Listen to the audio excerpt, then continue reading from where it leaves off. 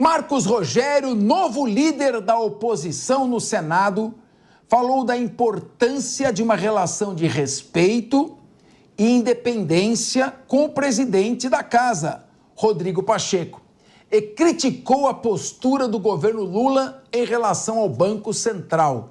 Defendeu a autonomia financeira da instituição como essencial frente às críticas do presidente e se posicionou contra a revisão da Previdência dos militares neste momento. Apesar de reconhecer crimes nos atos de 8 de janeiro, Marcos Rogério questionou a proporção das condenações e sugere que o Congresso avalie uma possível anistia.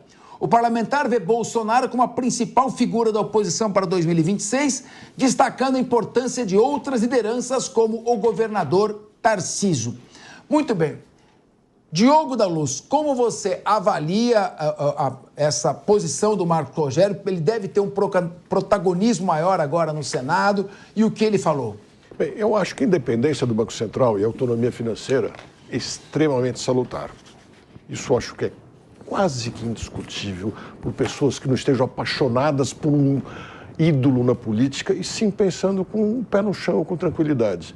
Mas, de outro lado, também é importante dizer que o presidente Lula não é que ele está querendo fazer ataques à instituição propriamente, ele está fazendo o que ele sempre fez, o jogo político. Vejam que, nesse final de semana, tanto em São Paulo quanto no Rio de Janeiro, ele falou, como que surpreso, indignado, que ele não podia falar o nome do candidato a prefeito, nem pedir voto para ele, porque senão ele tomaria uma multa de R$25 mil, como já tomou antes. Ora, ele que, como eu já disse, participou da formação de leis eleitorais, político extremamente experiente, em 2022 montou uma estrutura jurídica gigantesca para poder contestar tudo que fosse possível, minimamente, de seus adversários. Ou seja, ele sabe que o regramento eleitoral é cheio dessas particularidades e falou assim. E ele sabe também que o Banco Central está fazendo o caminho certo, porque quando foi nos seus 2 primeiros governos, com Henrique Meirelles na presidência do Banco Central, que ele colocou lá, e colocou juros muito mais altos do que agora, e nenhuma vez o presidente Lula criticou. Você vai dizer, mas eram outros tempos, a inflação era maior, ele pegou a tal herança maldita, pode falar o que for. O diferencial entre a inflação e os juros era muito maior do que agora, e ele jamais teceu um comentário contrário ao Henrique Meirelles.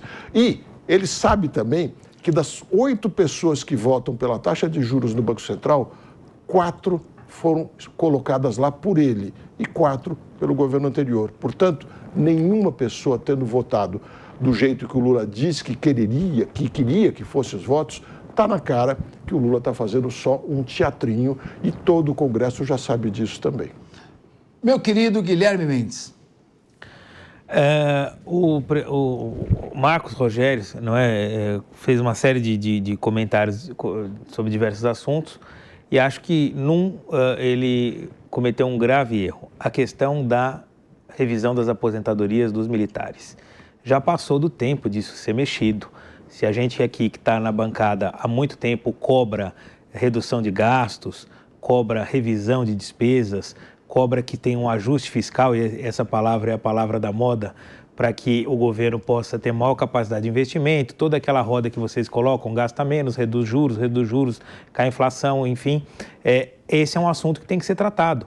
Não há justificativa para que determinada categoria de servidor público tenha benefícios, privilégios, e essa é a palavra, vamos falar em privilégios, para os seus dependentes, para suas filhas, para suas esposas, diferentemente de que qualquer outro servidor público no Brasil tenha.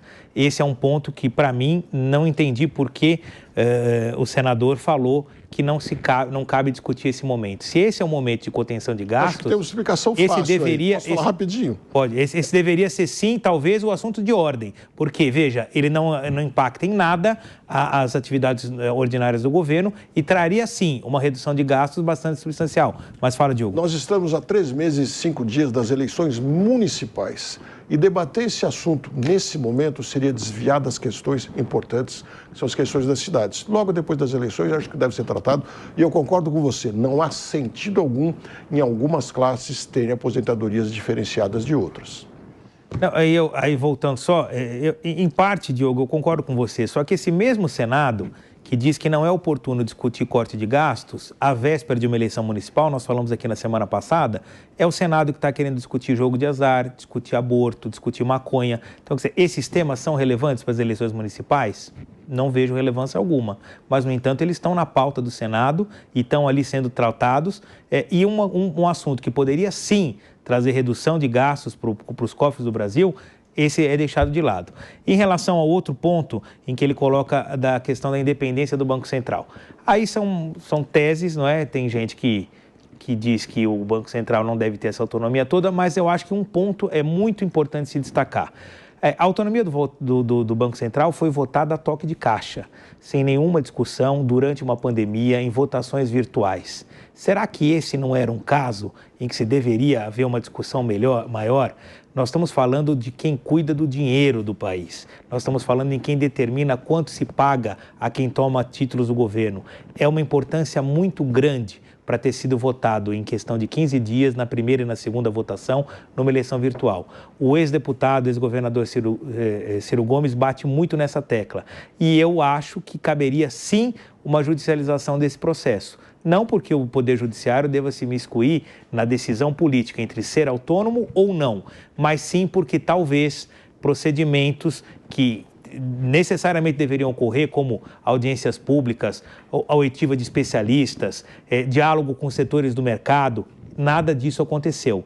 Não aconteceu por quê? Porque estávamos no meio de um processo de pandemia e não aconteceu porque as casas legislativas não estavam trabalhando. Elas estavam trabalhando de forma remota. E vocês sabem que isso dificulta muito o debate, dificulta muito a participação popular.